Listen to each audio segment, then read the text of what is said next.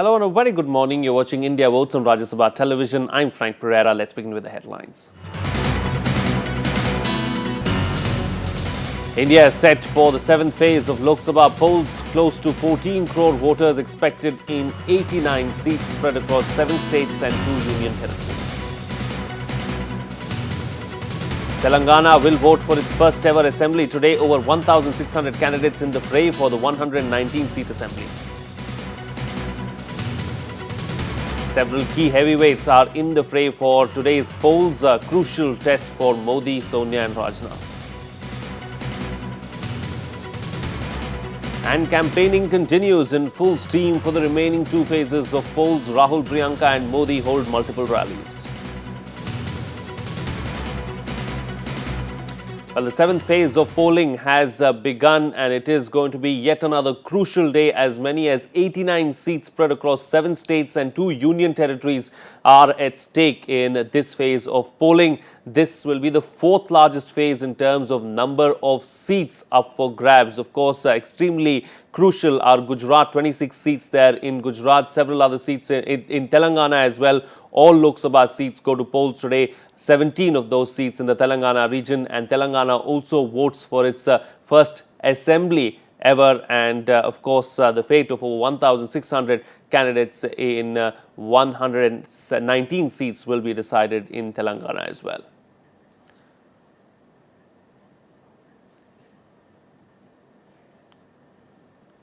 Well, Vishal Dahiya from Lucknow as well as Akhilesh Suman from Ahmedabad now join us for more, of course, giving us an update as to what exactly is happening in Uttar Pradesh and Gujarat respectively. Akhilesh, I'd like to start with you. Of course, all the seats going to polls in Gujarat today, extremely crucial as far as the BJP is concerned. It will be hoping for a good showing there in Gujarat.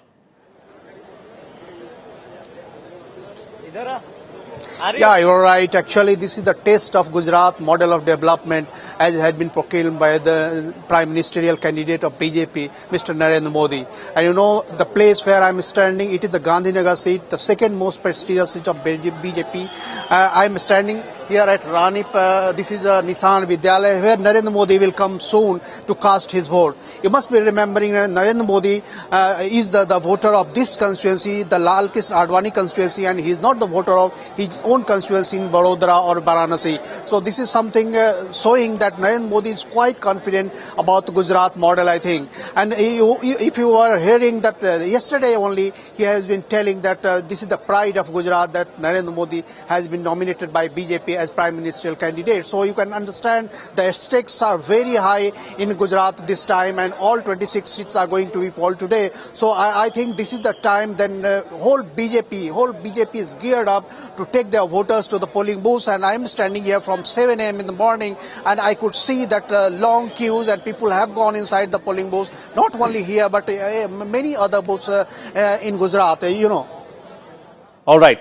Do stay with us, of course, Akhilesh. I'll come to you for another reaction ahead on the show. Let's get a quick reaction from Vishal, who's with us from Lucknow. Of course, Vishal, extremely crucial as far as the Congress is concerned in this phase of polling in Uttar Pradesh, because the Congress in the seats that are going to polls today, of course, had a good showing in 2009. They'll be hoping that they do better this time around.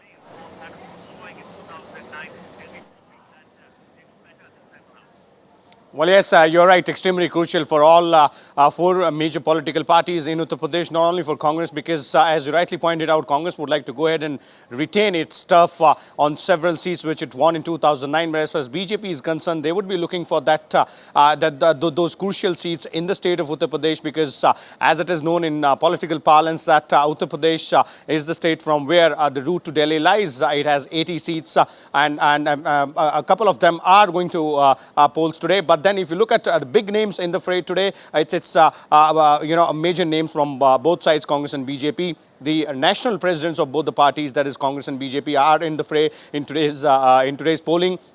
Rajnath Singh from Lucknow, Sonia Gandhi from Raebareli, as well as senior leaders of the BJP such as Murli Manohar Joshi, who is against Shri Prakash Jaiswal of Congress, the Union Minister for Coal in Kanpur. There are other seats as well, such as Uma Bharti in Jhansi. So obviously there are crucial contests which are playing out in these elections in these seats. But one major important point out here is that this particular phase of polling will be very crucial to the general public as well, to the voters as well, in terms of voting percentage, specifically in the city of Lucknow, where the voting percentage has been abysmally low. In 2004, this was 33%. In 2009, it rose by 2% to 35%. We'll have to wait and watch as to whether or not those efforts which have been made by the Election Commission, not only by Election Commission, but also in this city, interestingly, we have seen two major things playing out as far as the efforts to go ahead and increase voting turnout is concerned. One, the efforts by the Election Commission to go ahead and put up model polling booths. That's around 130 of them in the urban areas, as well as around 30 of them in the rural areas. Now, the facilities have been provided on those model polling booths, such as facilities for drinking water and other additional facilities. In addition to that, the Election Commission has said that every 11th voter will get a token to ensure that the harsh sun, which is out since 8 a.m. in the morning, does not affect the voters. The temperatures are on the rise out here, recording more than 40 degrees since last few days. So obviously that will have to be taken in the mind. Individually as well, we've seen many offers coming in from commercial establishments, giving voters an option to have several percentages of off sales if at all they go ahead and cast vote and show their a marked index finger to that particular outlet. So obviously a lot of efforts have been made both by the official machinery as well as the commercial machinery to go ahead and ensure that the voters come out and vote. We will have to wait and watch as to whether or not the voting percentage in this seat increases effectively. Indeed, of course. Thank you so much, Vishal Daya, for joining us there with your comments. Of course, let me get our guest in at this point in time and get a reaction from him as well. We have with us Priya Ranjan Das, senior journalist. Interesting, isn't it? Today is another very crucial day in Indian politics. 89 seats up for grabs. We're speaking about Gujarat and we're speaking about Uttar Pradesh. All 26 seats going to polls in Gujarat, and the BJP and Narendra Modi in particular will be hoping that his party does extremely well in Gujarat because it's his home state after all. Yes, Gujarat, Mr. Modi has to now prove, particularly this time, every time he's won the assembly election, he's shown that the people of Gujarat have wanted him to continue as the chief minister. Now this time he is the prime ministerial candidate, and so the people of Gujarat, they have in 2004, in 2009, they have been ambiguous about giving BJP a clear mandate out of the state. As you know, Congress has done relatively better in Lok Sabha elections than its performance in the assembly elections. This time around, even last time, I think Congress got some 12 seats out of 26 in Gujarat. Yes.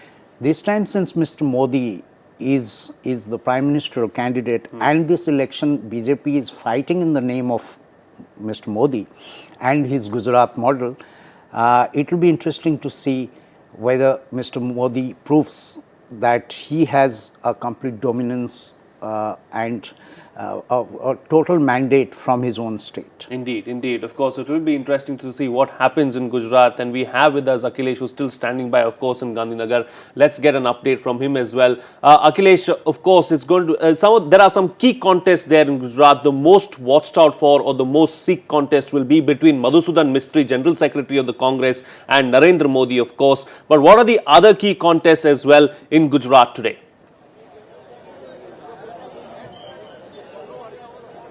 Actually, the whole of Saurashtra region is facing a deep trouble for even Congress, and because BJP, the last two MPs of Congress have defected to BJP, and the two seats are very crucial for Congress to regain it. Another is Vadodara. You know that Narendra Modi is fighting directly in Vadodara, and this is the most prestigious seat for BJP. And if you see that whole Saurashtra has been facing the water problem for last 10 years, decade or so, and Narendra Modi has been committing the people that by 2012 he will be fetching water to all the villages and all the towns, but he could not. So there is an anger in the people of Saurashtra region for the water scarcity, and I think that Congress is trying to make over its own sort of vote share in this region.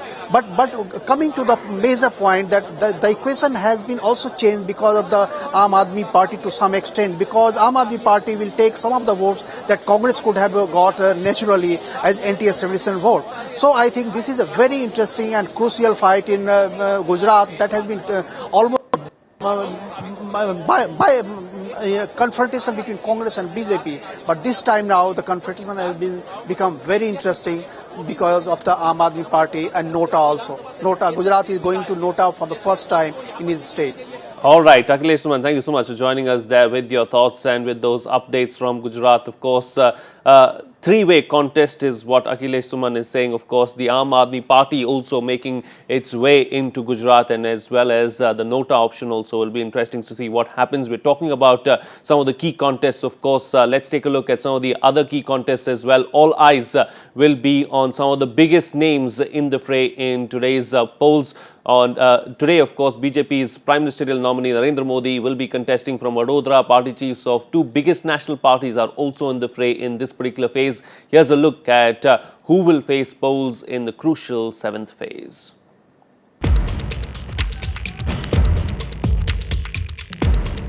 In terms of the number of heavyweights, the 7th phase of polls will see some of the biggest names contesting. Some of them are incidentally first-timers. BJP's Narendra Modi and Arun Jaitley are among them. For Modi, this is his first venture as a contestant in Lok Sabha polls. He will be challenged by Congress candidate Madhusudan Mistry in Vadodara, Gujarat.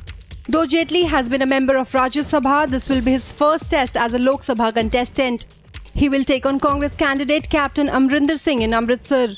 Both Congress and BJP's party presidents will be in fray in this phase as well. Sonia Gandhi is seeking a re-election from Raebareli. With no big names contesting against her, she is expected to hold her fort.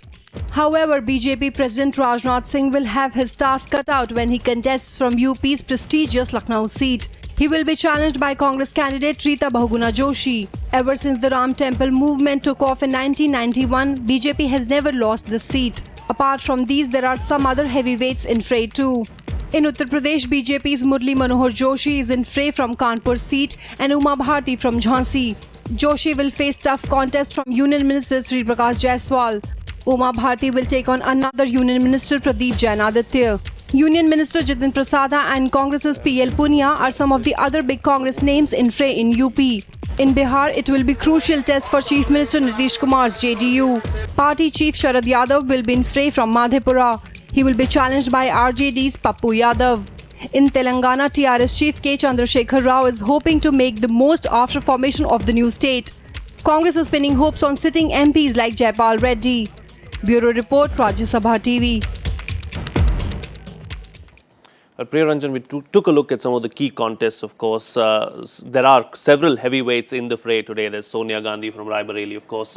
Then there's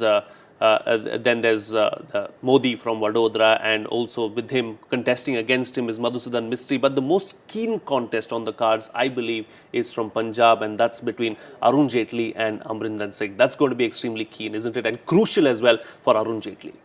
Yes, of course, Mr. Jaitley has been a member of Rajya Sabha, and at present he's of course the leader of opposition in Rajya Sabha.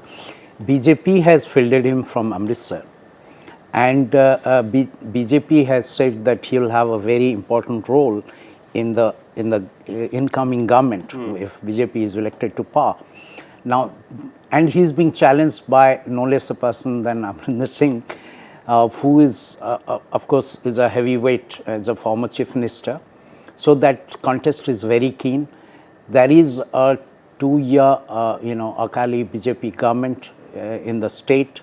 There are certain anti-incumbency factors, certain steps that the Akali government has taken has not been popular, like the property tax, and the problem of drugs, which have actually accentuated in Punjab, is a major issue in the border town of Amritsar. Now, so it has become one of the main discussion or point of debate in Amritsar itself, and it's a matter of great concern. So that's it. But in addition to the contest that is happening in Amritsar, you also have an interesting contest that is happening in Kanpur. Indeed. That is between Mr. Murli Manohar Joshi and Shri Prakash Jaiswal. Yes. And the third keen contest, of course, is happening in Madhepura, where the JDU president Sarad Yadav is. And of course, Mr. Modi is there from his turf, and Mrs. Sonia Gandhi is seeking re-election from Raebareli. These ones, and even the Lucknow seat is a keenly contested one, where Mr. Rajnath Singh is taking on Rita Bahuguna Joshi. So that's an interesting. So of all these high-profile contests, the Amritsar one, the Madhepura one, the Kanpur and the Lucknow, these are the four which are being watched with a lot of interest. Indeed. Because the contest there, could go anyway, any side. It could swing in any way. Yes. Yes, the contest could, of course, swing in any way as far as these seats are concerned, but that doesn't mean that politicians can sit back and say that we are definitely going to win. It's going to be a keen contest. You never know which way the voter decides to go today. It is going to be extremely interesting to see what happens, of course. Let's now get an update from the Telangana region. Our correspondent Rajkamal Rao is standing by in Hyderabad. Rajkamal, of course, this is the first time that the voters of Telangana are going to vote for an assembly there in Telangana, but not just that, 17 other Lok Sabha constituencies also have begun polling in the Telangana region. Bring us up to date with the picture there as far as these elections are concerned.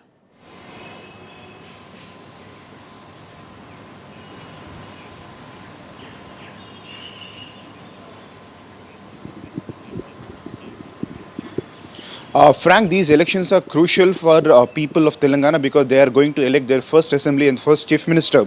And there is a fear that because every political party like Telangana, Rajya Samiti, Congress, BJP and other political parties are taking credit for the formation of Telangana, there is a fear that this kind of contest may pose a hung assembly. Educated youth and employments in the state doesn't want any hung assembly because in past Karnataka and Tamil Nadu where hung assembly posted, the developmental activities were halted. So they want a clear mandate. Irrespective of political party, educated people here want a clear mandate, and they want to give power to one political party that can bargain from the central government. Because remember, the Telangana bifurcation bill talks about a special package to Simanda. It doesn't talk about any package to Telangana region. So the elected political party, which has also power majority in the 17 Lok Sabha seats, that can only bargain from central government, whether it is TRS, Congress or any other formation. They have to have their share in central government. Then only they'll be able to bargain more funds for the state, because the entire concept of separate state of Telangana is based on the backwardness and lack of governance, lack of developmental issues and development and fund allocations. So to achieve this, any elected government in Telangana needs to have the bargaining power at center. So people generally want to vote for a government for a stable government, but at the given picture that seems to be missing, because every political party is trying to garner their support purely on the formation of the Telangana state, and major developmental issues like drinking water, employment opportunities were missing in manifestos. They have given a deadline to every political party that they should give them a clear-cut picture for after the formation of Telangana about their activities, but that seems to be missing. All right, Rajkamal Rao, thank you so much for joining us there with that update, of course, from the Telangana region. Priya Ranjan, I mean, Telangana is extremely crucial today, of course. 42 seats in Andhra Pradesh. The bifurcation has still not happened, but in all likelihood, of course, it's going to happen, and the people are voting for their first chief minister today, and 17 crucial seats as well, Lok Sabha seats, and it is a contest now between the Congress and the TRS. They are fighting for credit over bifurcation in that particular area, and the people, of course, will decide the fate of both these parties today. So, like as the report pointed out, there is, of course, this factor of who takes the credit, but I think the voter is getting increasingly interested in Telangana to go away from who created the state. As we know, TRS fought for, agitated for the state long fight, and Congress government at the center has provided the state or created the state.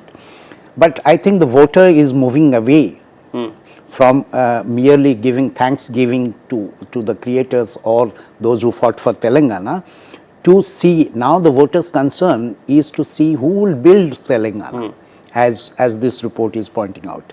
So both for the assembly for this new state, who will be its first chief minister, what will be the administration, and who will build this state, and what kind of central assistance, or with 17 Lok Sabha seats from out of this region, which has been carved out into a new state, what kind of a leverage that this new state will have at the center to be able to get concessions for itself. These are crucial issues, I think, which would be weighing in the minds of the voter in Telangana. All right, these are of course the crucial issues that will be weighing in the minds of the people of Telangana, is what our guest is saying here. But of course, let's look at West Bengal now. And West Bengal, of course, Mamata Banerjee has been, saying that she's going to try and win as many seats as possible. She has got ambitions to be the Prime Minister. She's hoping that she wins as many seats as possible so that she could be the third largest party, or her party could be the third largest party of the BJP and the Congress. And these polls are going to be extremely crucial for her future ambitions as well, isn't it? Yes, of course. These are the constituencies which are going to polls are on the north of Bengal, and there Trinamool and CPM more or less at present have equal number of seats. Trinamool, I think, has one or two more, and so it will be crucial for Miss Mamata Banerjee to actually try and wrest those seats out of CPM, and she clearly sees that opportunity this time. So, all right, she sees the opportunity this time, of course, but let's quickly get a reaction from our correspondent who joins us on the phone line from West Bengal at the moment. Sham, bring us up to date with the situation there on the ground. Give us a sense of the mood there on the ground, and what are the key factors that will influence these elections in West Bengal this time around? Well, Frank, let me first inform you that we have we have gone to many booths in Havda constituency, and we have seen long queues, and in last phase of polling also we have seen more than 82% polling in West Bengal, and we hope that today also the polling turnout will be quite high in the state. As far as key issues are concerned, in this phase especially, and in coming phase, Sharda chit fund scam is becoming a big issue.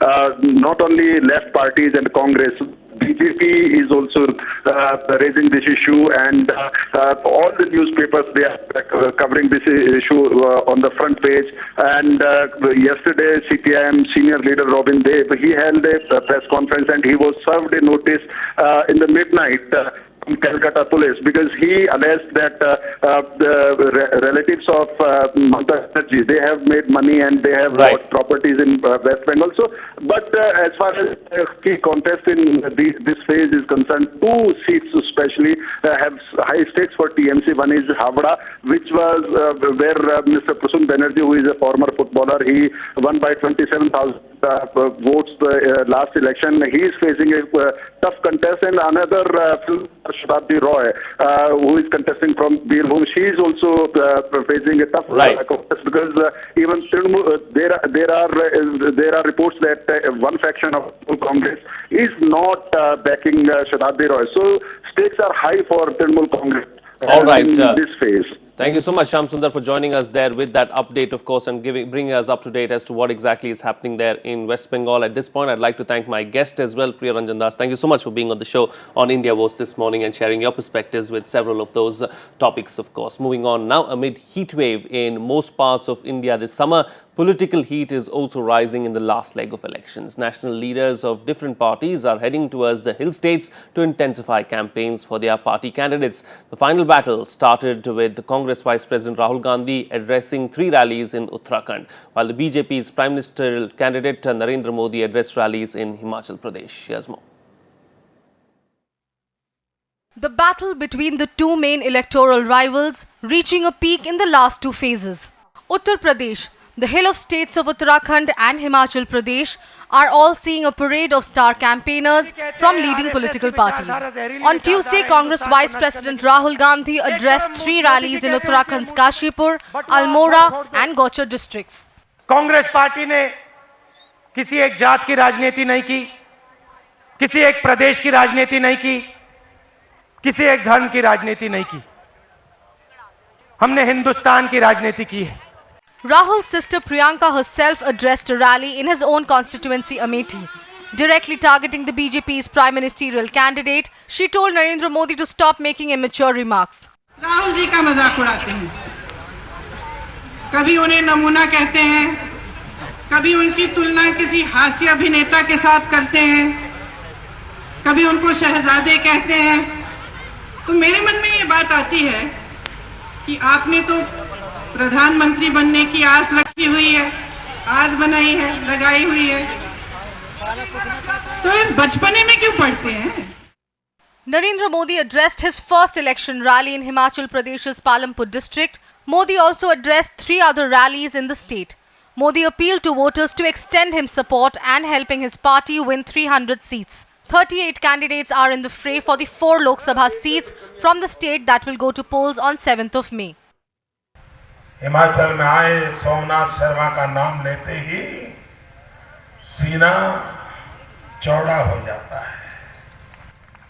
Vikram Batra को याद करे तो मन कहता है दिल मांगे मोर।